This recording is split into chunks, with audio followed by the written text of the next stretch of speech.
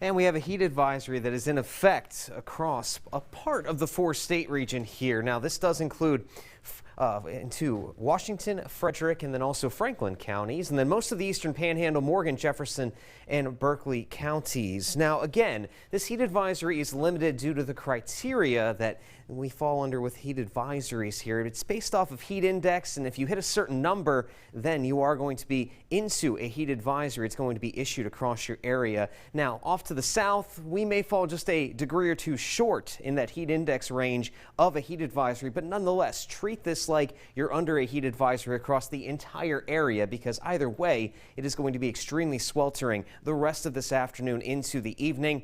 And we're talking about all of that heat continuing well into about 8 or 9 o'clock tonight. So take every precaution you can out there, because there it is, that heat index range today, 100 to 105 degrees. Not something you want to mess around with this afternoon. And there are those current temperatures. We're already up to 92 degrees in Germantown, 93 in Charlestown, still holding to the upper 80s along the I-81 corridor, but nonetheless, heat index values are already well into the middle and upper 90s, and we have a 102 reading as well in Germantown at the current moment, and it's just going to keep getting hotter from here. That sunshine, it is not being stopped by much. Yes, the sky looks pretty milky thanks to that Canadian wildfire smoke, but we really don't have much cloud cover to speak of that's going to provide any sort of shade or cooling relief by any sort here. So again, that heat advisory goes until 8 o'clock tonight, and that's how hot it's going to stay, how long it's going to stay hot anyway. Now, as we go into tomorrow, there will be a better chance that we have more widespread cloud cover, some cooling rainfall that could help out a few localized spots. And then as we go toward the end of the week, it turns even stormier still, and that should help to bump our temperatures down just a little bit.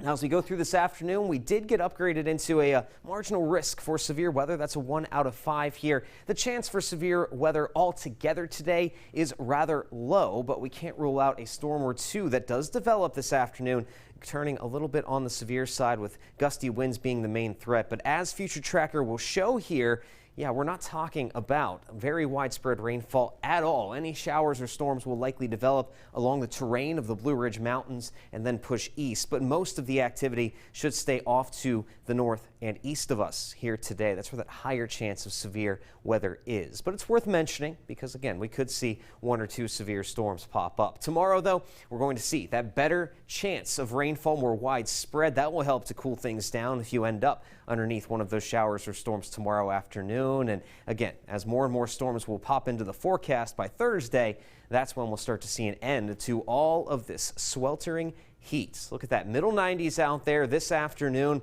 We don't catch much of a break as we go into the overnight. It takes quite some time for us to even drop out of the 80s, and overnight lows will settle then into the upper 60s, but mostly lower 70s, and that will eventually lead to another stifling one out there tomorrow. But there it is.